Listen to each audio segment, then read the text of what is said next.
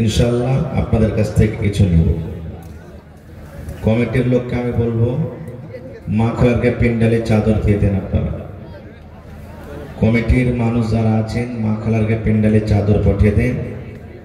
মায়েরা খালারাকে বলবো যে আপনাদেরকে পেন্ডালে চাদর ঘুরছে বা না ঘুরে তো এখন যাইছে, আপনারা মন খুলে খুলে চাদর ভরতে করে করে যতদূর যে পারবেন দিয়ে পাঠাবেন।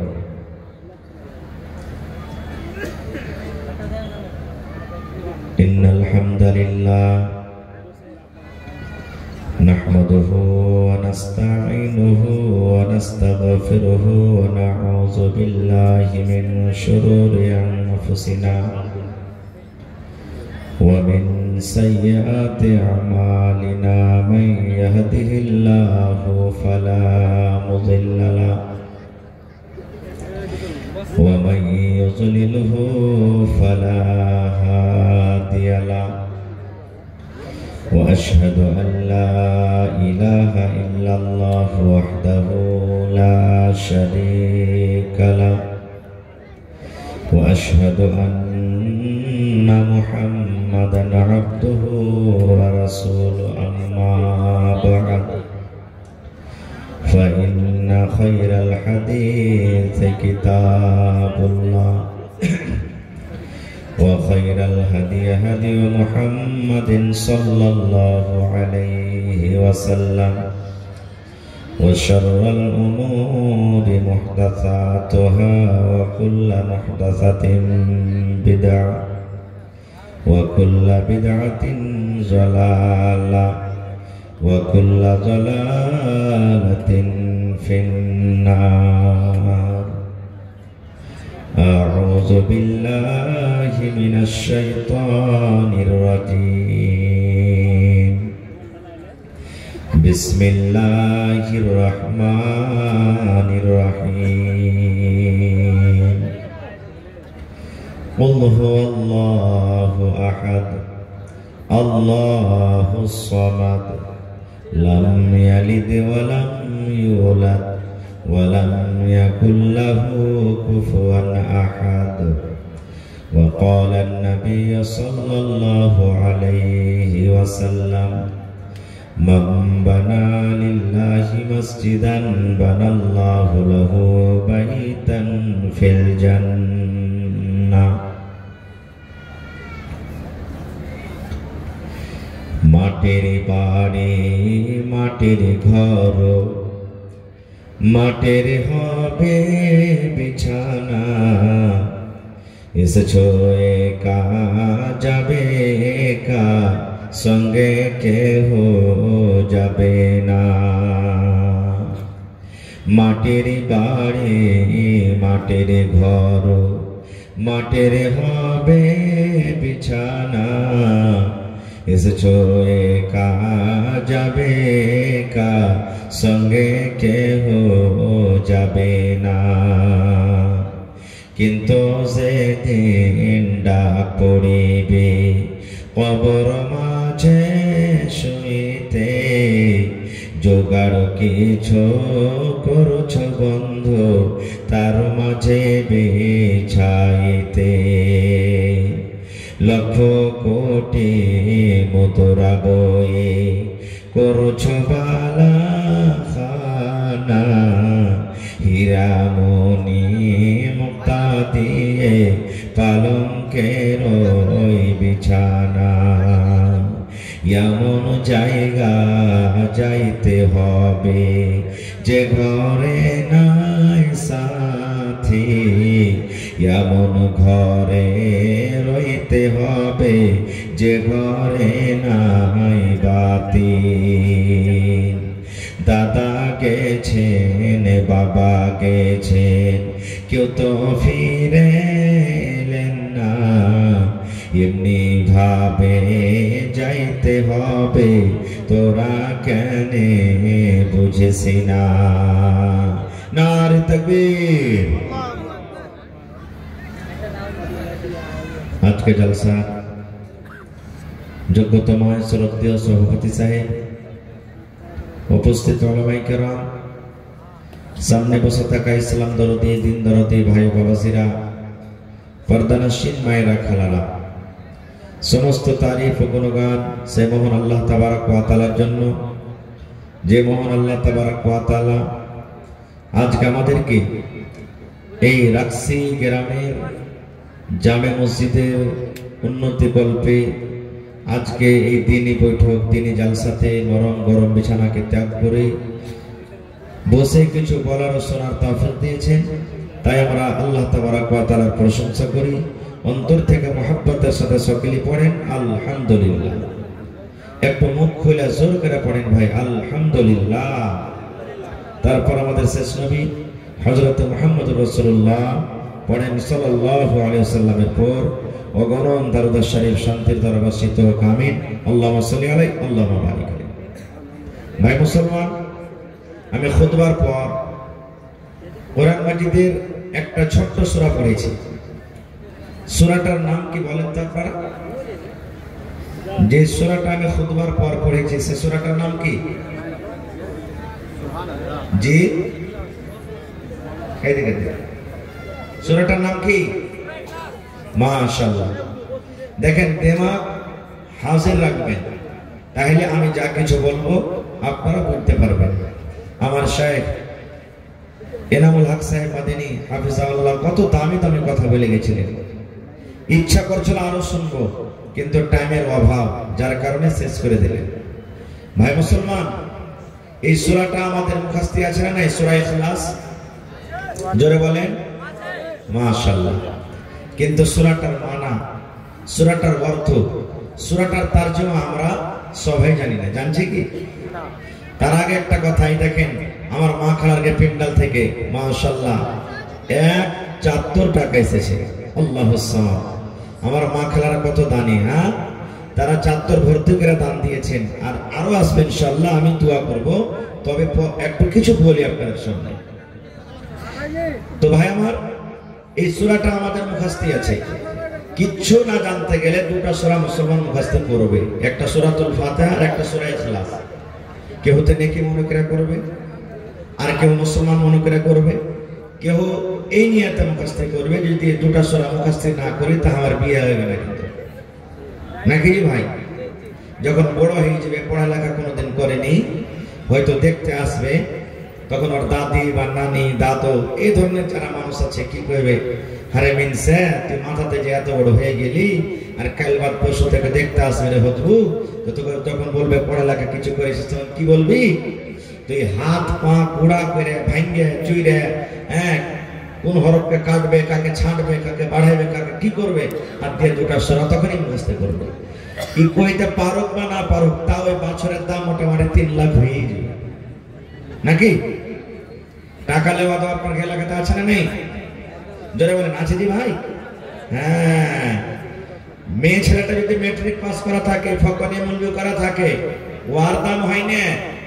আর এই যদি লামের পর কি হবে, পেটে লাত মারতে গেলে একটা বা বাড়াইবে না, আলিফ বাড়াইবে না, আর তার দাম দেখো ফের কত, সিয়ানা মানুষই। হ্যাঁ, সুবহানাল্লাহ। ফের যদি 3 লাখ টাকাতে বাতচিত হয়ে যায়, 10,000 50,000 যদি বাকি থাকে, বলবে ওই টাকা কটা কখন দিবে? ওরা দিতে কহ না। মেয়ের বাবা, বেটির বাবাটা যদি বলে যে আচ্ছা বিয়ের 1 মাস পরে দিয়ে দেবো, না না ওগুলো চলবে না, তেললে হাত পিছলে গেলনি, এখনই দিতে হবে, কবল পড়ার আগে আগে দিতে হবে, তখন পরে আর দিবে কি দিবে না কে জানে। এই দেখেন তো ভাই মুসলমান, আফসোস হয়েছে আমাদের এই কমের উপরে যে আজকে আমরা মুসলমান কোরআন পড়িতে জানছি কত ভাই, কিন্তু কত ভাই মানে জানি না। কত মা খালা বহিন দাদি নানি এমন আছেন, কত ভাই এমন আছেন, রমজান মাস যখন আসবে আমার 5 ফিরা হলো জি বুবু, আমার 7 ফিরা হলো জি বুবু, আমার 10 পারা হলো জি বুবু, আমি গোটা রমজানে 1 ফিরা করবো জি ভাই। এরকম হয়েছে না, হয় না? কিন্তু এই যে সুন্দর করে জুসদানে ভালো করে কাপড় দিয়ে লেপটে রেখে দিলে, তো ফের যদি আল্লাহ বাঁচিয়ে থাকে আগামী রমজানে খুলবে, আর আগার খোলাখুলি নেই। কিন্তু হ্যাঁ, খুলবে একবার খুলছে, কখন দরকার হিসেবে বলবে। কোরআনের ফের কখন দরকার হয়েছে? জি জি, মুসলমানের একটা দরকার হয়েছে, টাকা চুরি হয়ে গেছে, লড়াই ঝগড়া হয়ে গেছে, গাওয়া সাক্ষ্য নাই, তুই কোরআন ছিয়ে কসম খেলে মেনে নেবে, কোরআন ছিয়ে কসম খেলে মেনে নেবে। তখন মসজিদে গিয়ে কোরআন সে কসম খেয়েছে, তখন দরকার পড়েছে আমাদের। এরকম হয়েছে না, হয় না ভাই? খালি যা হোক, তা আমি শর্টে কথা বলবো, আমার টাইম 1.25 ঘন্টা মাত্র। আজকে আমরা বসে আছি, আমরা জান্নাতের জন্য না জাহান্নামের জন্য? একটু কথা বলেন, জান্নাতের জন্য না জাহান্নামের জন্য? জান্নাতের জন্য। একটু মুখ খুলে কথা বলবেন ভাই। আমি রাখছি গেলাম, হয়তো আমার জীবনে প্রথম এসেছি। আমরা জান্নাতের জন্য বসে আছি। প্রত্যেক মানুষের আশা যে জান্নাত যাবে, থাকে না? একটা মদখোর মদ পান করবে, তাকে আল্লাহ তুমি জান্নাত দিও। একটা নমাজিও বলবে, একটা হাজী সাহেবও বলবেন, একটা সর্দারও বলবেন, বেনামাজিও বলবেন, সেনা ব্যভিচার কারণেওয়ালা প্রত্যেক মানুষ বলবে আল্লাহ তুমি একদিন জান্নাত দিও। কিন্তু কোন লোকটা জান্নাত পাবে? সবাই কি জান্নাত পাবে ভাই? জোরে বলেন, সবাই জান্নাত পাবে না? আহা, তাহলে কতটি লোক জান্নাত পাবে জানেন? একটা হাদিসে এসেছে, কিয়ামতের দিন আল্লাহ তাবারাক ওয়া তাআলা আদম নবীকে বলবেন। কাকে বলবেন? আদম নবীটাকে, আমাদেরকে বাপ আবুল বাশার বলা হয়েছে তাকে, আমাদের বাপ আদম আলাইহিস সালাম, যাকে আল্লাহ মাটি থেকে তৈরি করেছে। কিয়ামতের দিন আদম বলবেন, আদম। আদম বলবেন, জি আল্লাহ। বলবে, তোমার বেটা বেটিরাকে জান্নাত জাহান্নামের জন্য আলাদা করো। তোমার বেটারা কতটি লোক জান্নাতে যাবে ওরাকে আলাদা করে দাও, তোমার বেটা বেটিরা কতটি লোক জাহান্নামে যাবে ওরাকে আলাদা করে দাও। দেখেন, বাপ যতই খারাপ হোক বা ছেলেরা যতই খারাপ হোক, কিন্তু যখন ওয়াপারের সাথে কোনো ঝামেলা হবে, তখন বাপ ওই জায়গাতে কষ্ট দেখতে পারবে না। কোনো বাপ দুনিয়াতে নাই যে বেটার সাথে দুশ্মনী আছে আর ওয়াপার লোক তখন মারে পিঠে, তো বাপ রয়ে দেখবে ঠিক হয়েছে, সালা বেটা সালাকে মারছে, তো হবে? জীবনে হবে না। আদম আলাইহিস সালাম দেখবেন, ওরে আল্লাহ, জাহান্নাম তো দাও দাও দাও দাও করে জ্বলছে, এরকম আযাবের জন্য, এরকম শাস্তির জন্য আমি আমার বেটা বেটিরাকে আলাদা করব, একটু আগা পিছা করবেন। আল্লাহ বলবেন, আদম, আমি তোমাকে বললাম তোমার বেটা বেটিরাকে জান্নাত জাহান্নামের জন্য আলাদা করো। তখন আদম আলাইহিস সালাম দেখবেন যে আমাকে তো আলাদা করতে হবে। তখন বলবেন, আল্লাহ, কতটি জান্নাতের জন্য আলাদা করবো আর কতটি জাহান্নামের জন্য আলাদা করব? তখন আল্লাহ তাআলা কি বলবেন জানেন? রে আদম, তোমার বেটা বেটিরাকে জান্নাত জাহান্নামের জন্য তুমি আলাদা করে দাও। কতটি আলাদা করে দাও? একটা নয়, দুটা নয়, পাঁচটা নয়, হাজারের হিসাবে তুমি হিসাব লাগিয়ে দাও। হাজারের হিসাবে তুমি হিসাব লাগিয়ে দাও। কেমন হাজার? আল্লাহ বলবেন, আদম, 1000 মানুষের মধ্যে 999টা মানুষকে তুমি জাহান্নামের জন্য আলাদা করে দাও, আর একটা লোককে তুমি জান্নাতের জন্য আলাদা করে দাও। সুবহানাল্লাহ। তাহলে বুঝেন যে জাহান্নামটা কত বড় আর কতটি লোক জাহান্নামের ভিতরে যাবে।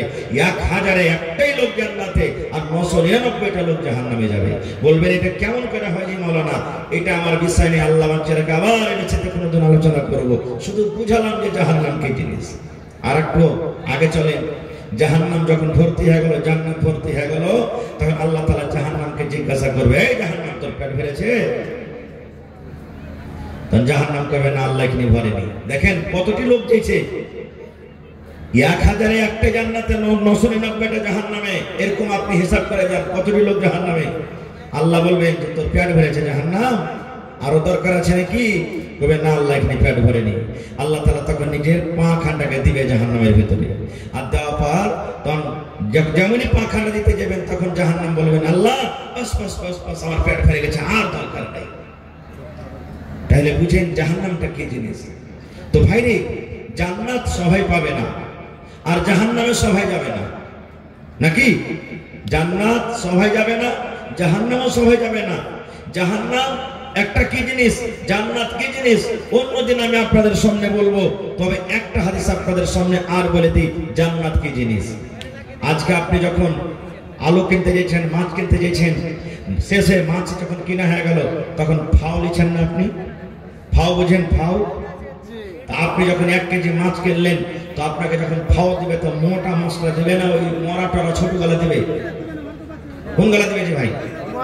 মরা গালা দিবে। সোয়া যেগুলো কোন ছেগুলো দিবে? বাগনলে পেলেন আপনি, এই ভাই একটা দিনা, খুব হাইনটা বগুনা বাগুন গালা দিবে না, ছোট গালা দিবে?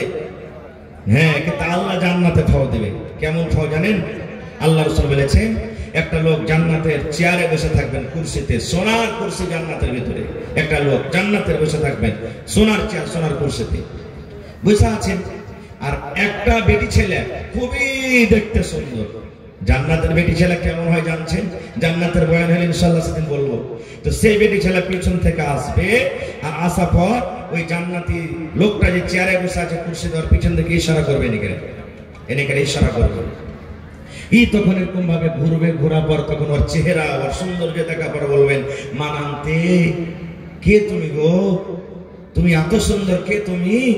ওই বেটি ছেলেটাকে বলবে জান্নাতে, তখনও বলবে যে আমি হলাম ফাও। আমি হলাম কি? যারা বলেন আমি হলাম ফাও। এবার রাসূল তার ব্যাপারে কি বলেছেন জানেন? সুবহানাল্লাহ। রে আমার উম্মত, ওই জান্নাতি মেয়ে ছেলে যেটা আল্লাহ জান্নাত থেকে ফাও দান করবেন, কত সুন্দর হবে, কত সুন্দর হবে।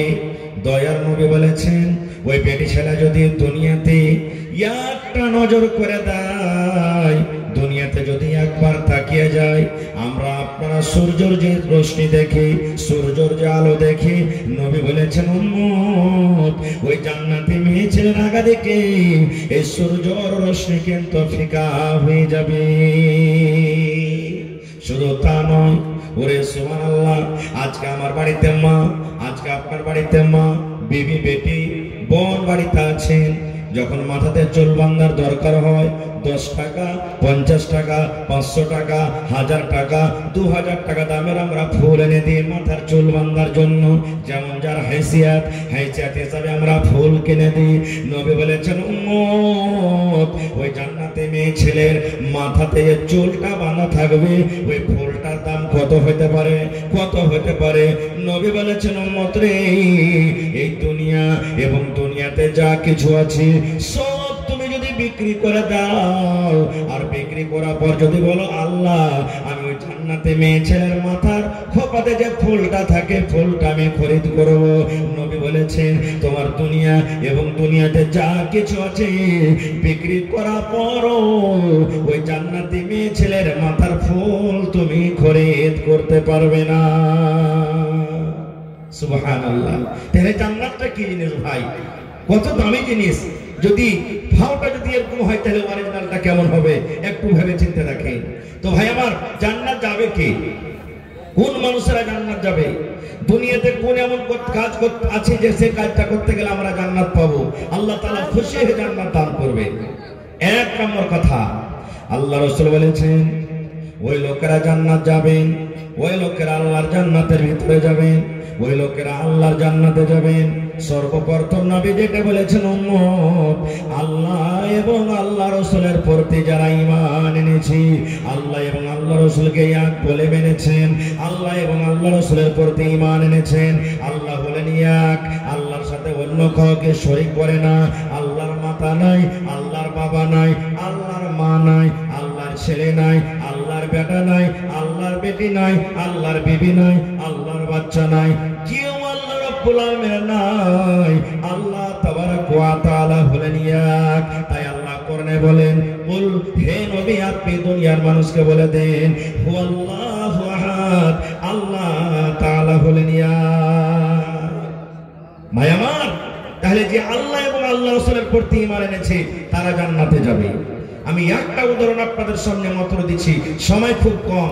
একটা উদাহরণ, আল্লাহ রাসূল সাল্লাল্লাহু আলাইহি সাল্লামকে আল্লাহ তাবারাক ওয়া তাআলা যে রাতটাতে নামাজ দিয়েছিলেন সে রাতটার নাম কি বলেন তো? কেউ বলতে পারবেন? আল্লাহ তাআলা যেই রাতটাতে নবীকে নামাজ দিয়েছিলেন, নবীর প্রতি নামাজ ফরজ হয়েছে, সে রাতটার নাম কি? সে রাতটার নাম কেউ বলতে পারবেন না?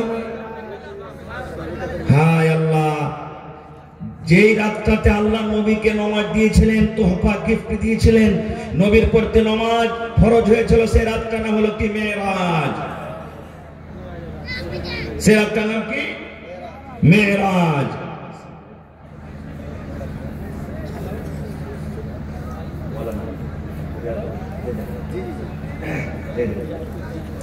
তো সে রাতটার নাম হলো কি? মেরাজ। ভাই মুসলমান, নবীজি একই রাতে আল্লাহর আদেশে মক্কা থেকে ফিলিস্তিন গেলেন, ওখানে সমস্ত নবীরা নামাজ পড়ালেন 2 রাকাত।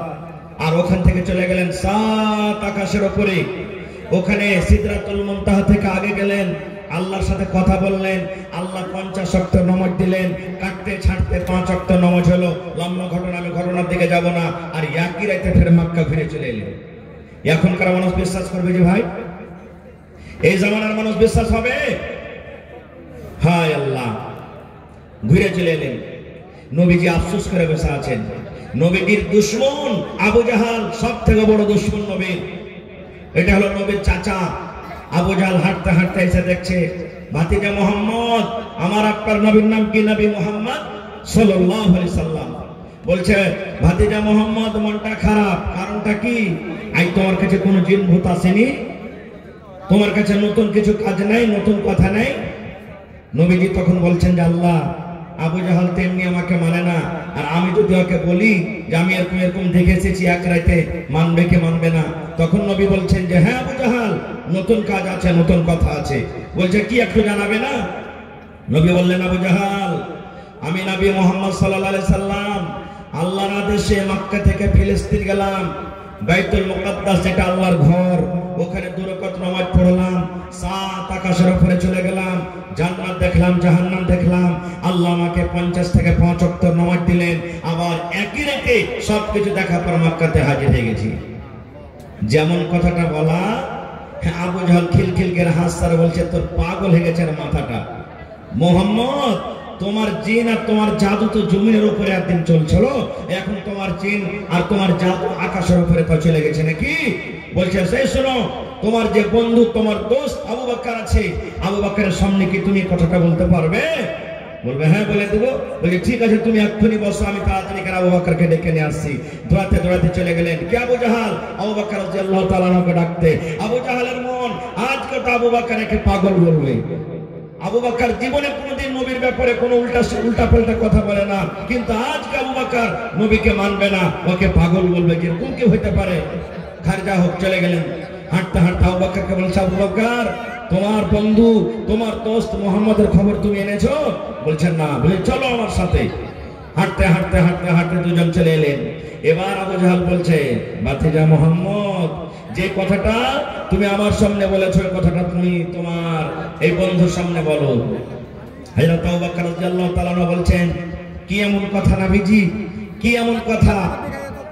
তখন নবীজি বলছেন, আবু বকর, আমি এক রাতে আল্লাহর আদেশে আমি মক্কা থেকে বাইতুল মুকাদ্দাস আর ওখান থেকে নিয়ে 7 আকাশের উপরে জান্নাত জাহান্নাম দেখার পর আমি একই রাতে আল্লাহ তাআলা আমাকে নামাজ দিলেন, আর নামাজ নিয়ে আমি জমিনের উপরে চলে এসেছি। যেমন কথাটা বলা। ওরে সুবহানাল্লাহ।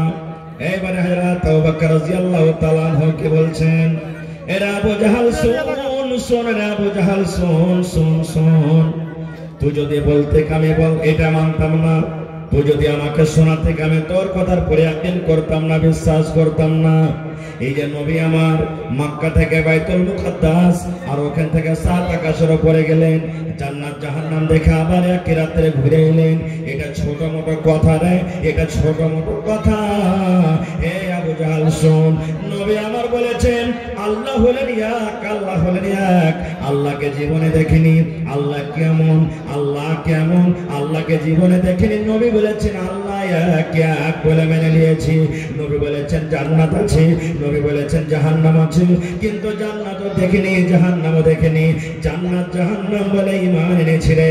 এ আবু জাহাল শোন, আমার নবী যদি বলছেন, আমার নবী যে বললেন, এ আবু বকর, আমি এক রাত্রি মক্কা থেকে ফিলিস্তিন গেলাম, আর ওখান থেকে 7 আকাশের উপরে জান্নাত জাহান্নাম দেখে ঘুরে এলাম। আমি আবু বকর মেনে নিলাম, মেনে নিলাম, মেনে নিলাম। আমার নবী সত্য সত্য সত্য সব দেখে এসেছেন। যখন নবীজি কথাটা শুনলেন, এবারে নবীজি আবু বকরকে বললেন, এ আবু বকর, আজ থেকে তোমাকে শুধু আবু বকর বলে ডাকবে না রে, আবু বকর বলে ডাকবে না। যখন তোমাকে লোকেরা ডাকবে, তখন তোমার নামের সাথে সিদ্দিক বলে ডাকবে, আবু বকর সিদ্দিক বলে তোমাকে ডাকবে। নারে তাকবীর। এই মতো আল্লাহ এবং আল্লাহ রাসূলের প্রতি ঈমান আনতে হবে।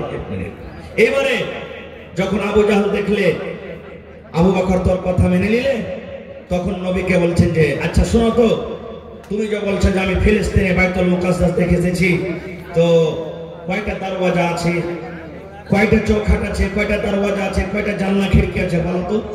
আপনারাকে আমি বলি, আপনি বাড়ি থেকে এসেছেন, আমি বাড়ি থেকে এসেছি, আপনার স্ত্রী আপনার সামনে ঘোরাফেরা করে, রাত দিন 24 ঘন্টা থাকে।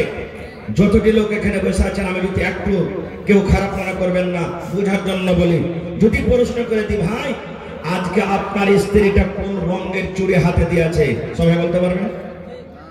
বলতে পারবে সবাই? আপনার স্ত্রীটা আজকে কোন রঙের শাড়ি পিন্ধা আছে, সবাই বলতে পারবে? তো যখন 24 ঘন্টা আমার আপনার সামনে আমার আপনার বিবি থাকছে, ওর কথাটা না বলতে পারবো? নবী তো রাইতে একদিন গেছে আর সামান্য কিছুক্ষণ থাকা পর ওখান থেকে চলে গেছেন, কেমন করে বলতে পারবেন যে কয়টা জানলা, কয়টা খিড়কি, কোন দিকে কি আছে? নবীজি বলছেন আল্লাহ এইবারে মনে হয় আমাকে আবু জাহল অপমান করে দিবে। আল্লাহ রাব্বুল আলামিন এবার জিবরিল ফেরেশতাকে বলছেন, জিবরিল রে, ওই বেঈমান, ওই বেকুব আবু জাহল নবীকে মার প্রশ্ন করে দিয়েছে, নবী আমার উত্তর দিতে পারে না। এ জিবরিল যাও যাও যাও, যে বাইতুল মুকাদ্দাস, বাইতুল মুকাদ্দাসের যেটা ছবি আছে, বাইতুল মুকাদ্দাসের যেটা মসজিদ আছে, ওই মসজিদটা আমার নবীর সামনে তুমি হাজির করে দাও, ছবিটা আমার নবীর সামনে হাজির করে দাও। আবু জাহল প্রশ্ন করবে আর আমার নবী দেখা দেখে সে উত্তর দিবে। शुक्रिया। 2 मिनट माजरत के साथ शेख, आप चाय पी लीजिए, को चाय दीजिए 2 मिनट। खदीजा एक बच्ची का नाम है, बाप का नाम है सगीर और माँ का नाम है उज़लिफा। अताउर चौक में वो बच्ची बैठ के रो रही है, ना बाप का पता ना माँ का पता, इसलिए सगीर साहब से मेरी गुजारिश है जाके अपनी बेटी को वहाँ रिसीव कर ले अताउर चौक में। फिलहाल मोहतरम नाजरीन, बेअदबी है शेख, 2 मिनट के लिए मैं आपसे वक़्त ले रहा हूँ। हमारे बीच तशरीफ रखते हैं आदरणीय वकील दास, विधायक प्रत्याशी है कोढ़ा क्षेत्र से, निर्दलीय हैं। आपसे मैं गुजारिश कर रहा हूँ कि आप आए 2 मिनट। और एक बच्ची ये प्रोजेक्टर में दिखा दीजिए जिसकी बेटी हो लेके जाए और मानना होले जे लखा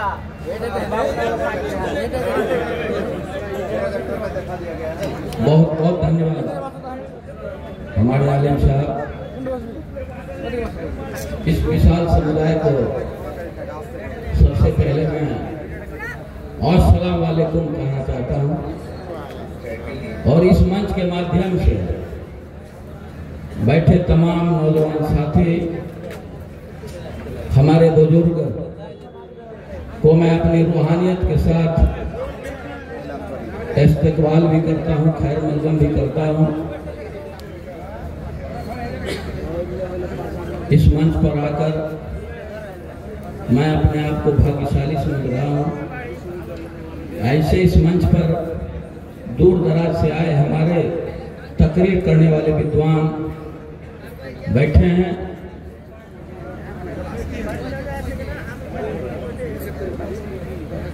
हमको लगता है कि ऐसे मजलिस में ऐसे